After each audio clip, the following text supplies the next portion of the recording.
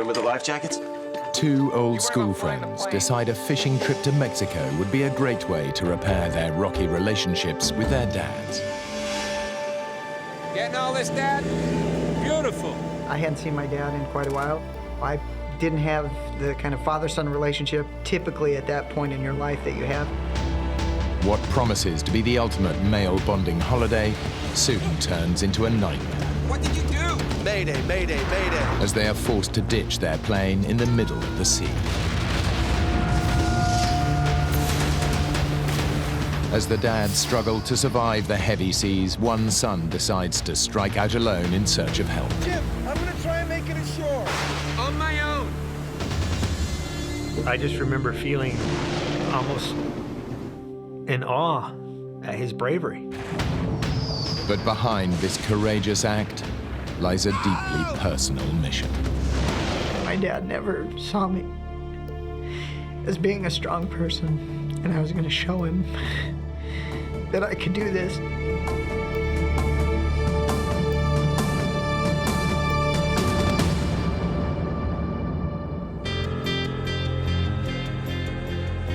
Jim Hawley and Jens Lundy have known each other practically all their lives. He's more like, almost like a brother, you know, somebody I could never get rid of if I wanted to. You know, we'll always be friends. Hey, do you remember the life jackets? Yeah, I got him. You worry about flying the plane. We've always been really close friends. Here they come. The friends have asked their fathers to join them for a weekend of fishing in Mexico. They hope that the trip will prove a turning point in their relationships. I hadn't seen Jens probably in 3 or 4 years. We kind of drifted apart. When I called my dad, I don't know that he put as much thought into, I'll get to hang out with my kid. Hi, Dad. And really just have that dad-kid friend relationship that I was looking for. But he was real receptive because I had said the magic word fishing. Jim gets off to a good start with his dad. So I finally get to see the aviator in action. One of my first thoughts was how impressed I was with Jim at his meticulous checking of the aircraft. That's why I had no idea that it took so much work to get such a small plane off the ground. Well, once you're That wasn't the Jim that I knew as kind of a helter-skelter, do it quick, do it now kind of a person. Better to be safe than sorry, right? Yeah. But for Jens, getting to know his dad again is proving tough. Can I take the rod? No. Okay. Leave that now. I'm gonna take this up, okay? All right, here we go. All right. Is it gonna fit? Yeah, that'll fit, okay. You sure it's gonna fit through there? Easy does it. All right, I need the life preservers now, Dad, okay? Life preserver. It wasn't a real organized trip. The life jackets that I purchased were cheap inshore life jackets. They were $4 a piece, and I thought, well, I'll bring these back if we don't use them. We really didn't have much as far as in the way of emergency preparedness. Jim continues to impress his dad with his aviation skills. Real smooth takeoff, Jim. Couldn't ask for a finer day, gentlemen. The fun things that I saw out of the trip was to be able to go with Jim and have him be able to fly the plane down there, and that he was showing that part of his success in life. But I was very happy with that, and I thought this will be an opportunity for us to spend some time together and talk about things maybe we haven't talked about before. I love flying, and I love the freedom that it gives. I also love the responsibility, and some would call it risk. Jim has been flying for 3 years and has clocked up over 200 hours in the air. From Arizona, it's a 3.5-hour hop to the small Mexican port of Loreto on the Baja California coast. To the south, the sparkling waters of the Sea of Cortez teem with marine life. There are tuna, marlin, and yellowtail. But it's also home to 150 different types of shark and a highly unpredictable giant Humboldt squid. Getting all this, Dad? Yeah. It's beautiful. Yeah, this flight was smooth. We could see the water was beautiful, and the sun was up. and clear skies.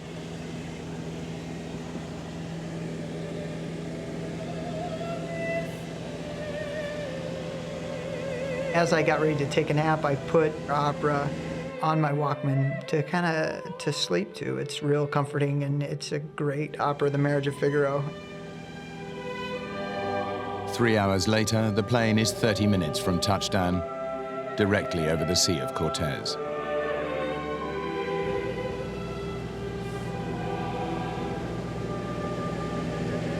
Hey, look at that cloud!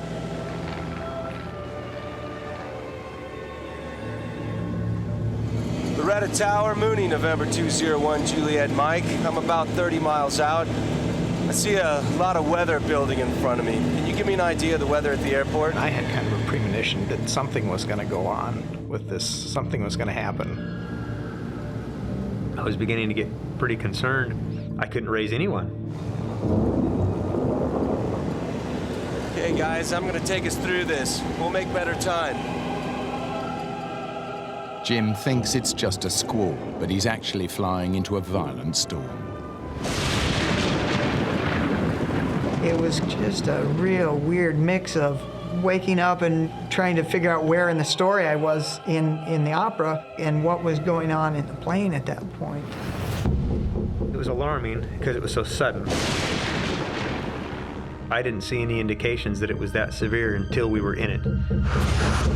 Jim, what's happening? It was one of those types of storms that it was getting worse by the second. And then it started to get turbulent, and I think I saw a lightning strike or two really close. We're in the storm and there's no up, there's no down. I looked at everybody else's faces. They kind of had a look of concern, but they're looking at me to see if I have a look of concern.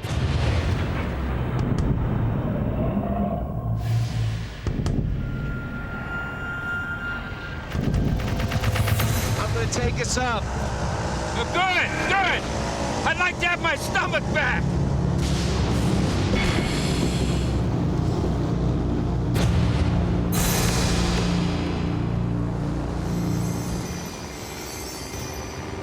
As soon as we were heading the other direction, the sky got blue, the turbulence stopped, the rain stopped. Everybody okay? I didn't think you felt the bumps in first class. Their sense of relief doesn't last long. It was very alarming when the engine quit. It just sort of grenaded. What's happened, son? I don't know. There's a single propeller blade stuck in the vertical position right in front of us. It was like the hand of God reached up and shook the plane. What did you do? I didn't do anything. What? And he kind of gave me the, hang on, let's figure this out. Can you get it started? And there was kind of silence in the plane for a few minutes. I can't.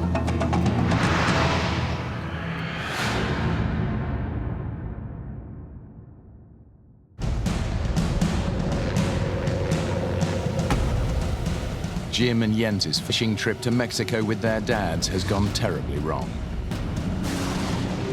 After flying through a violent storm, their aircraft's engine suddenly failed. Now they face the terrifying prospect of ditching in open sea. Mayday, mayday, mayday. Loretta Tower, Mooney, 201, Juliet Mike. This is unreal. This can't be happening. 25 miles northeast, engine failure. Mayday, mayday, mayday. I didn't know if my transmission, where I had told them where I was, had even been heard, because I didn't hear a response back. Sorry, guys, we're going in.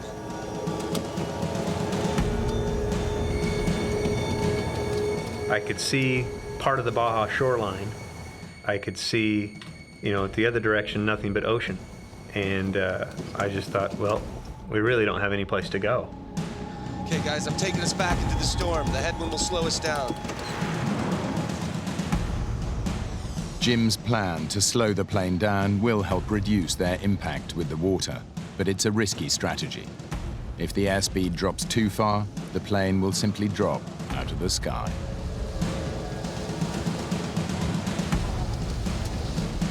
When the airplane quits flying, that's bad. That's usually you get severely killed when that happens.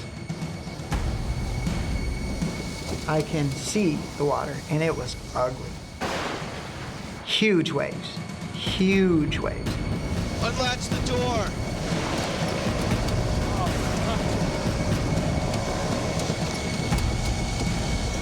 Brace yourselves. I was ready. I had the headrest in my hands. If that was the last thing I ever saw, I wanted to see what happened to me. Are we going to be knocked unconscious and die, or is it just going to be, boom and lights out?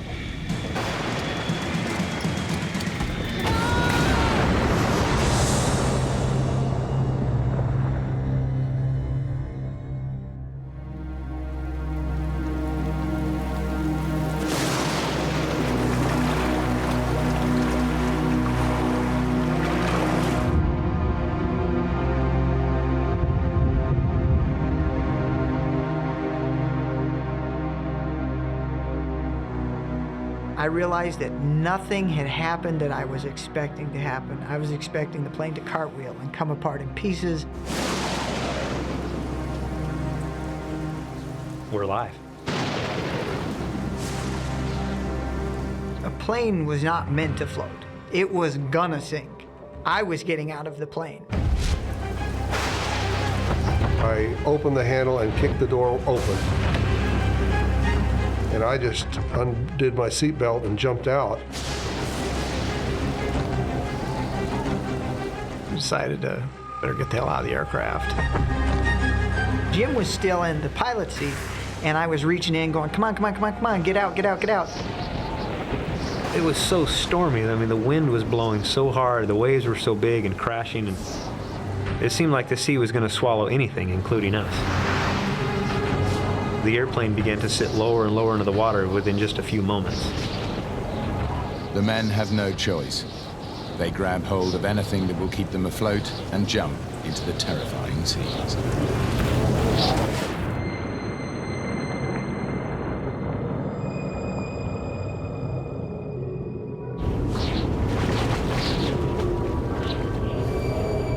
I looked back at the airplane, it was hovering, just the tail sticking out of the water.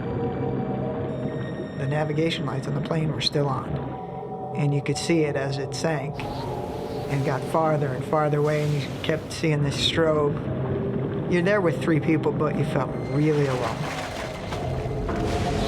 For just a soft moment, I thought, my God, how did those people feel when the Titanic went down? You're looking at it, and it's just our little aircraft, but it was the only thing we had.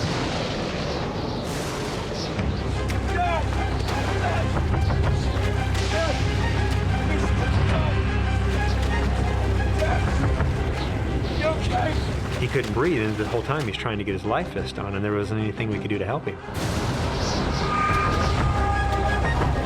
The life jackets that I purchased were approximately for children aged 12 to 15, 100 pounds. Jens is bitterly regretting his bid to save money on life jackets. Jim and I were fine in the smaller life jackets, but our dads were not. Jim's dad, 58-year-old John, is the one who's struggling most. I was able to get my shoulders through the straps of the little life jacket, and it kind of ended up being on my back like a backpack. They may have survived the ditching, but their fight for life is only just beginning. The Sea of Cortez is over 90,000 square miles of open water, with barely any boat traffic. And it's constantly patrolled by dangerous predators like sharks and giant squid. But right now, the men face a more immediate danger. The storm was terrible. The wind was blowing. Lightning, tons of lightning. And John was really scared of the lightning. The lightning looked like telephone poles, and they would hit the water, and I was thinking, how close does that have to get to us to be a danger to us. Each bolt carries up to 100 million volts, and the salt in the water actually helps to conduct the electricity. If a bolt strikes the water even several feet away from the men, the shock could still kill them. Okay. Jim is getting increasingly anxious about his father. My dad had now become very quiet. He was just sort of staring straight ahead, almost like he's in a daze. It's an hour since they ditched, and their situation is becoming desperate.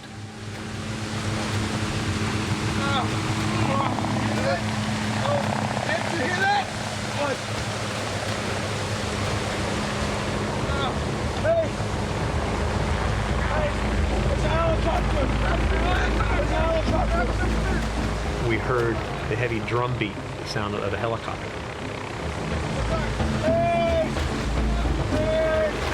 It was just, it was the most beautiful sound I'd ever heard. Jim's mayday call did get through after all. We had swim fins that were yellow or neon green. That was all we had.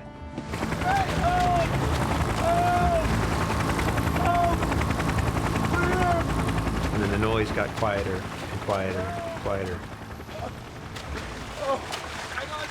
And we realized he didn't see us. He's not coming back.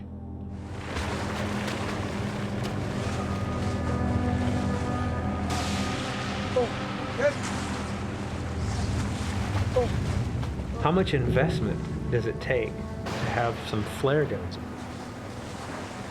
You know, you can pull them out, pop, and all of a sudden now, you're an instant target to your would-be rescuer.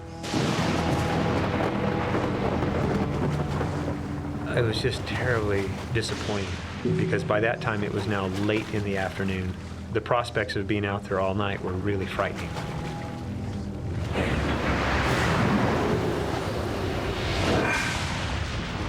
John is losing his fight to keep his head out of the water. The waves kept crashing over the top, and I swallowed a lot of salt water, and everything I had came up. It just made me violently ill. Dad! Are you okay? I just was totally out of control, and I felt in my mind, I'm losing control of the situation. As Jim was trying to comfort me, I was trying to assure him to get that guilt off of his mind, because I think he was guilty, felt guilty because we were in the water, he felt guilty because I was sick, he felt guilty because he thought maybe I wasn't going to survive or I wasn't going to make it.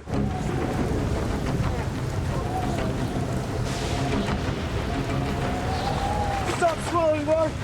It was frightening. It was very frightening. I didn't want to watch my dad die, especially didn't want to watch him die just because of, you know, drowning or asphyxiation right there in front of us, and there's nothing we could do about it. Dad, please hold on! John's vomiting is rapidly dehydrating him. If it doesn't stop, it could prove fatal.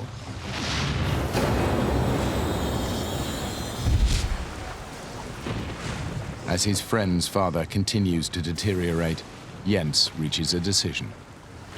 I was worried about John. I couldn't handle watching John die. I didn't want to be there for that. Jim! Jim!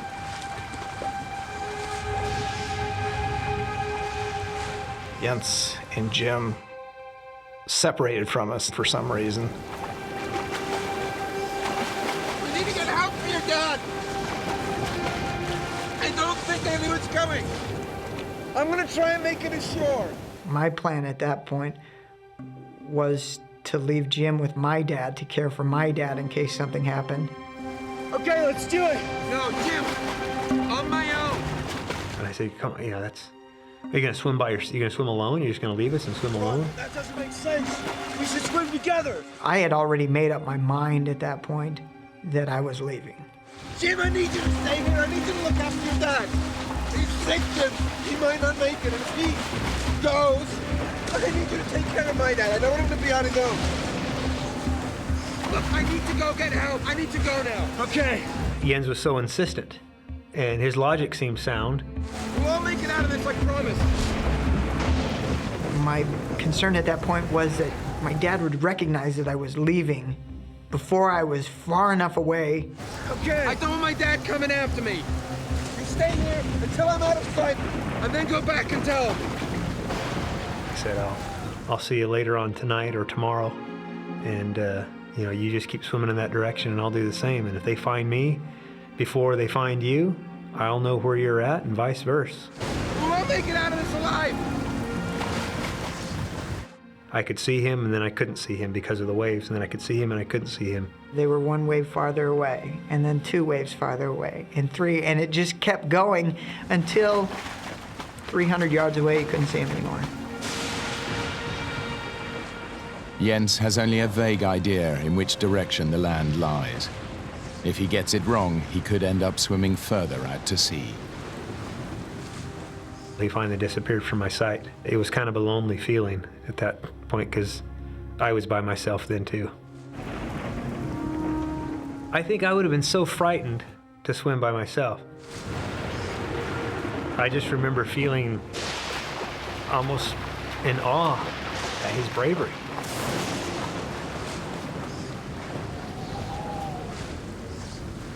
It was just a very brave thing to do. Jim knows it may be the last time he sees his friend. Now he has to break the news to Jens's father. Where's Jens? He's going for help. Why'd you let him go by himself? You shouldn't have let him go by himself. That's my son. And he said that they had decided that somebody needed to go for help.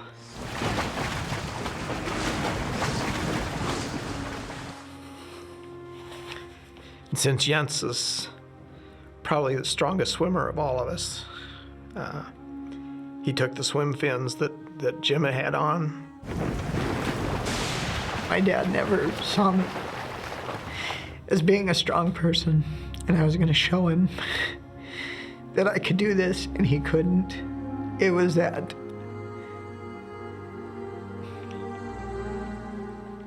It was that I've grown up, and I'm going to show you.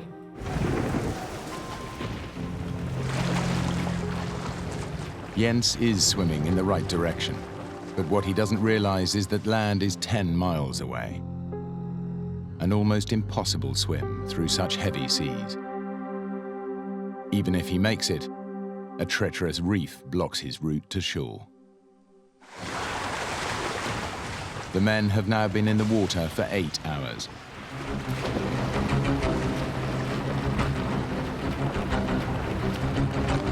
I was wondering how far has he made it? How far has he made it? And I remember looking at my watch and trying to calculate in my head how much speed he could be making through the water to shore and just, peering off into the distance and wondering, did he make it there?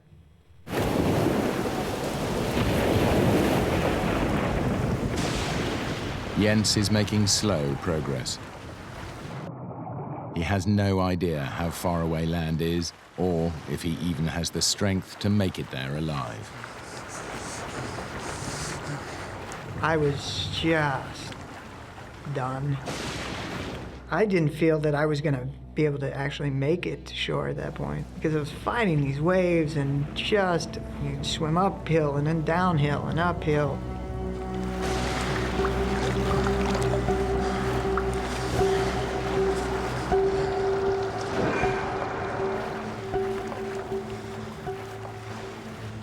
Jim's dad is now exhausted and seriously dehydrated. His condition is deteriorating by the hour. I felt very helpless because there's nothing I could do. I couldn't pick him up, I couldn't hold him, I couldn't drag him off in any direction to safety. There's a feeling of extreme helplessness.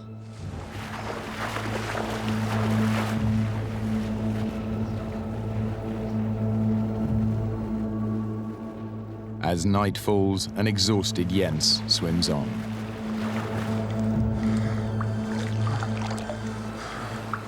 the storm cleared up, and I could see stars. As I was swimming, I thought about what if John didn't make it.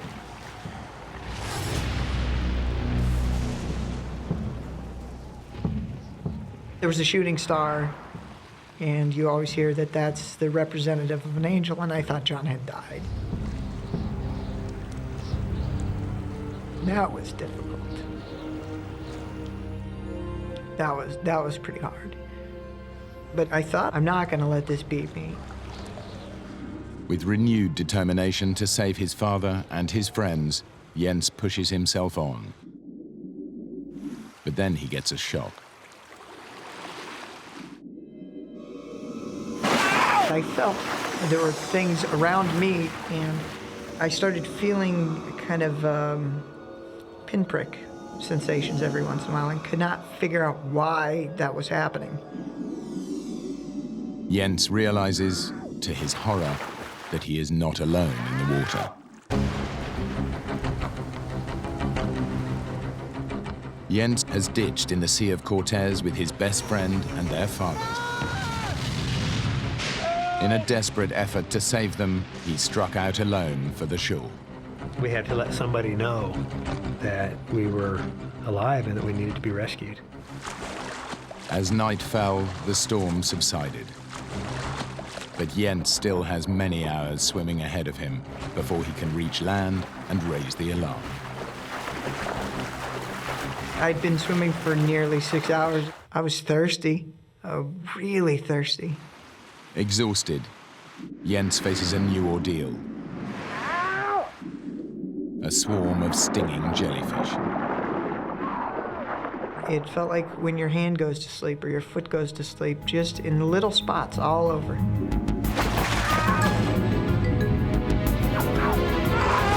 And they were getting in my shorts, which is not a place you really want jellyfish. The barrage of stings push Jens's already exhausted body to the verge of total collapse.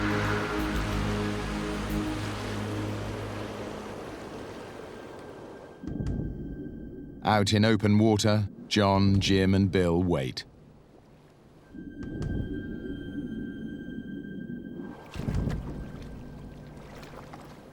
The men have no idea what lurks beneath them.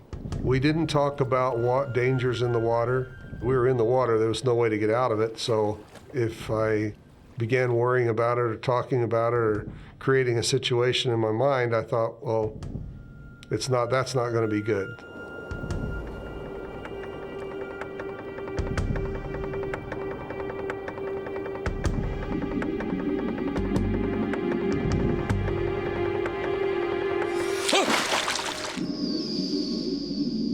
What the hell was that? What? I felt something. It felt warm. It brushed against my legs. I knew for sure there was something else in the water with us then. Are you okay? I don't know. It brought back also to the reality that, hey, maybe something is stalking us. Jim knows these waters are full of dangerous predators. One of the most feared is the giant Humboldt squid. The squid are very aggressive, and they're very large, and they're very capable of killing a person. They are very easily provoked into a frenzy. And if you're in the water during that time, it could be very dangerous. Mexican fishermen call the jumbo squid Diablos Rojos, red devils. They can grow up to 7 feet long and weigh more than 100 pounds.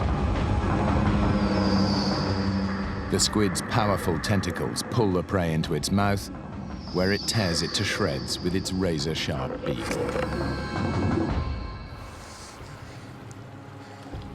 Whatever was stalking the men has gone away for now.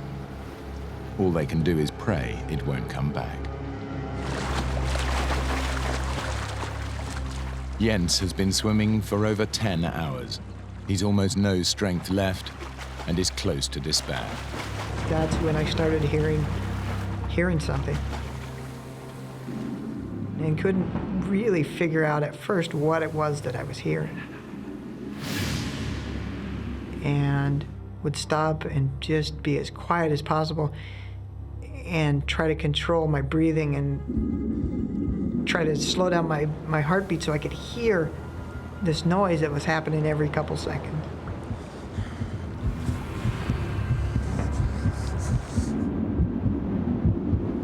And finally came to the realization that I was hearing waves breaking on something.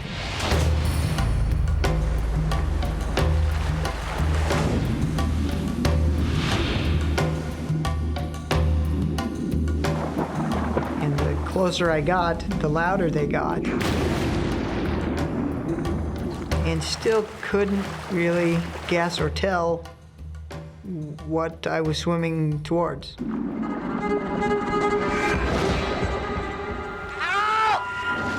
I smashed my knee on something solid.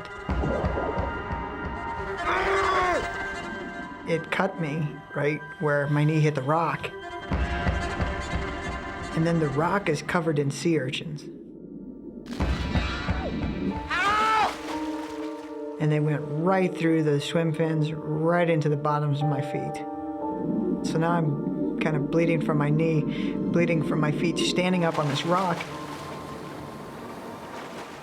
And that's the first solid piece of ground that I had stood on in over 12 hours. Jens realizes that after 2 hours swimming towards the crashing waves, he's still nowhere near dry land. Then started realizing that if I was on one rock, what I was hearing the waves breaking up was more rocks. And that I was headed right into a washing machine full of sharp rocks. Jens has reached the dangerous reef. A whirlpool of surf and treacherous rocks bars his way to shore. He has just one option.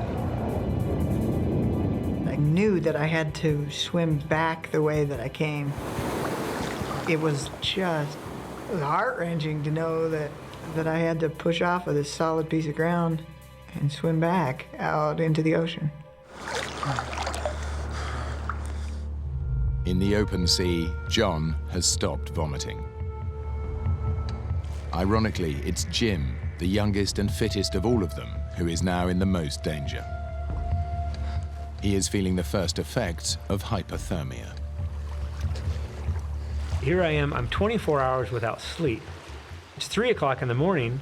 I'm very tired. I'm very thirsty. I've gone a long time without sleep, a long time without anything to drink or eat. Dad, are you cold? No, I'm okay. Bill? No, I don't think so. Are you all right? I can't stop shivering. You'll be fine. I had to rest my head on my dad's shoulder because I didn't have anything to support my head, and I began to get kind of fearful. I'm so sorry, Dad. I got us in such a mess. It's not your fault, Jim. We landed the plane, and we're alive. I had way too much to live for, you know? All I wanted to do was make sure I got back to my beautiful wife and my child.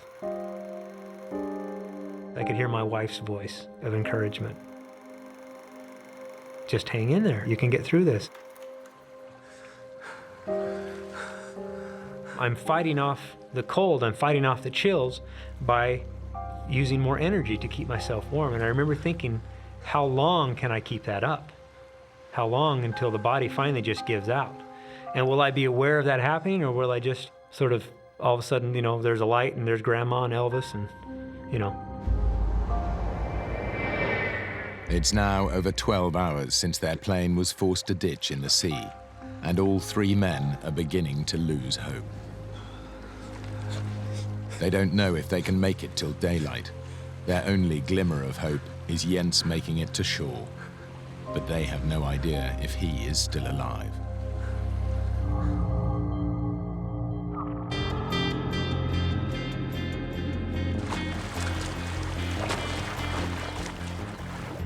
Jens is still struggling to find his way through the hazardous reef. Finally, after 2 hours, he sees something. It was just, it was amazing. As I swam farther and farther south, I saw a light on the beach. It was a Mexican fisherman that had camped out on this beach. He doesn't get the reaction he was expecting. The fishermen are wary. People coming ashore in the middle of the night are often drug smugglers. I'm sorry, I don't understand. No hablo español. The fisherman spoke no English. Not enough to communicate what happened and what I needed. Mi amigo, they're still out there. No, I don't understand. Cálmate.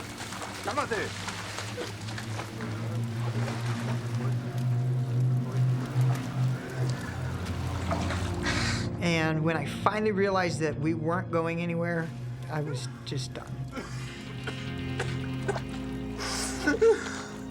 And just started crying.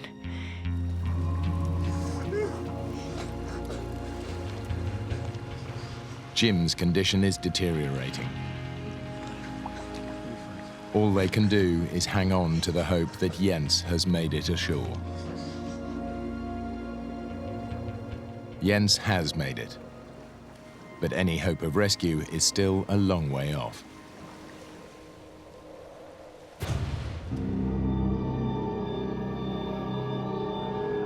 Dawn. The warmth of the sun brings some relief to the 3 men still lost at sea. They are lucky to be alive, but their situation is still bleak. As the sun got up higher and higher and we could see better, there was a very ugly reality of really how far offshore we were. They're beginning to suspect the worst, that Jens never made it to shore and no rescuers are coming. I'm thinking, we ought to hear something, we ought to see something, but there was nothing. They're not looking for us. Jim faces a dilemma.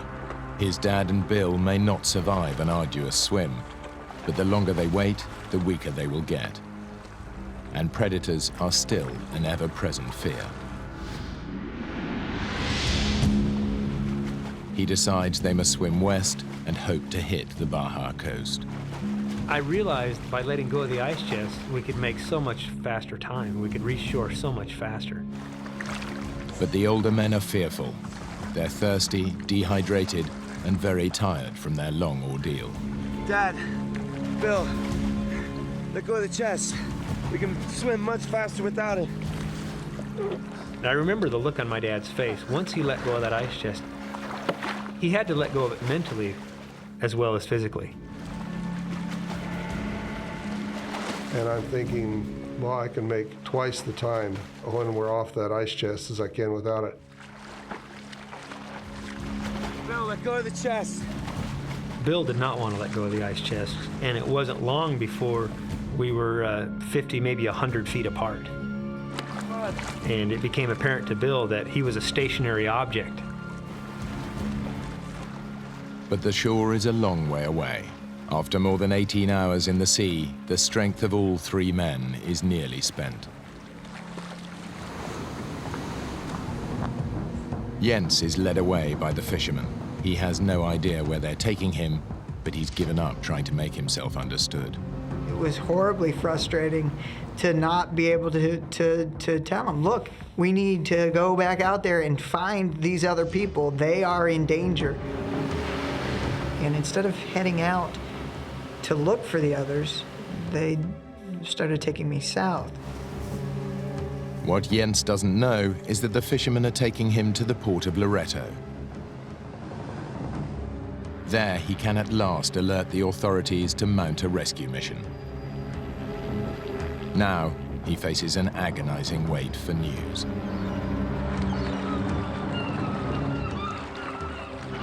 There was a curious bunch of seagulls. They would come out and kind of hover over us and then fly back to shore. I think they were monitoring our progress or seeing if one of us was going to die so they could get an easy meal. But I remember one of the seagulls came so close to me, I actually swung at it with my hand. The 3 men have been swimming for hours, and now Jim worries that his dad is pushing himself too hard. I remember my dad behaving odd. My dad wanted to get to shore, die trying. He was focused like a laser beam on getting to shore. I gave up in my mind that they were looking for us. I didn't believe they were looking for us. I felt like we had to get to shore.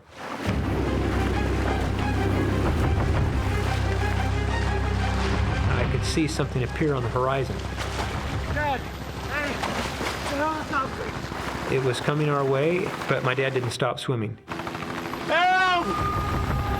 Hey! Hey! Here! Not here! Help! Stop swimming!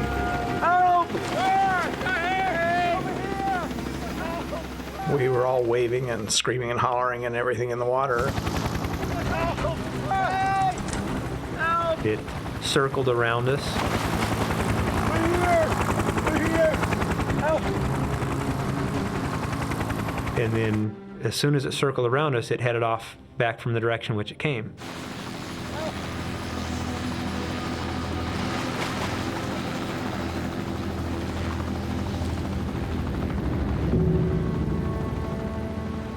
And as it turned away from us, I thought, why aren't they coming over us and just hovering, waving, throw us a candy bar, something, do something to let us know that they've seen us, that they found us. We thought for sure we were going to have to do our own rescue and go on into shore on our own, that nobody was going to take care of us. The exhilaration of seeing them was very high. It felt like you'd just jump out of the water and run on the water. And yet the letdown was even stronger when it turned and went away. For the second time in 24 hours, the men feel alone and abandoned.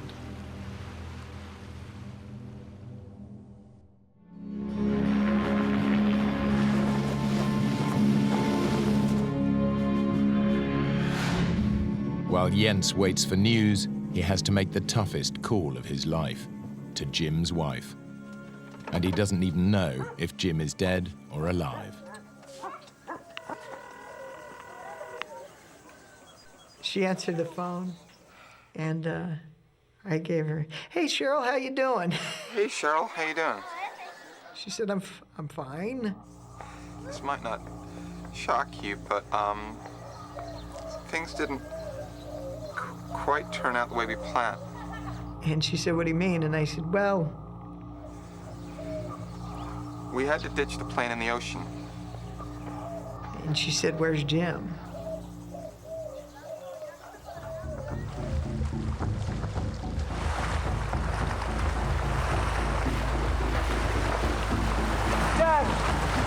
Dad, stop swimming! Dad, you gotta keep swimming! Dad! They're here! Keep swimming, Dad! Look, they're here! Help! Dad, look! Help! Help! They're here! The Mexican Navy, alerted by the helicopter search crew, are on their way.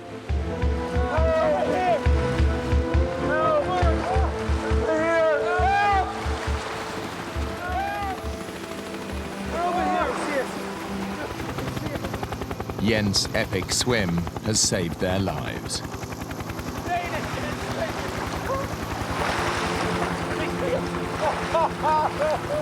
We could see on the deck of the boat a large party of sailors.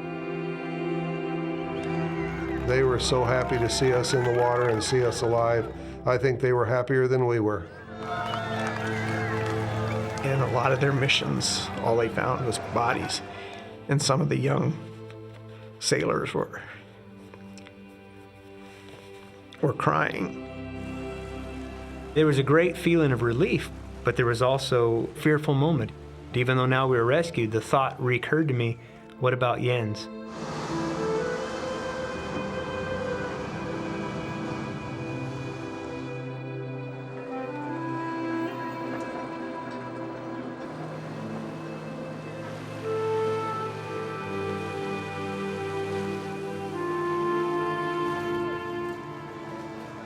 There was this crowd mulling around at the dock. And all these people that were there waiting just started clapping. And they all were kind of looking at me, looking in my face. It was kind of guy. Up until that point, I didn't realize that I was that guy. I could see Jensen walking towards us. There was my buddy. It was a great moment. It was so great to see him in person, and it's like, thank God, thank you, you know, that you allowed him to survive. And Jim was the first one off the boat. And he hugged me. I thought you were dead. There was a huge sense of relief for the both of us to see each other again. Yes. And my dad came over and hugged me and told me he loved me. And that's the first time my dad had said that in years. At that point, I really felt that he did. I felt that he was proud of me. And I still think of him as a hero.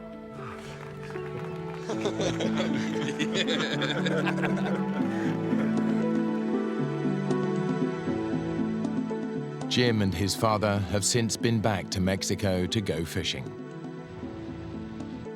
And Jens and his father now stay in regular contact. Despite their ordeal, Jim and Jens still go flying together. Why the aircraft's engine failed is a mystery that has never been solved.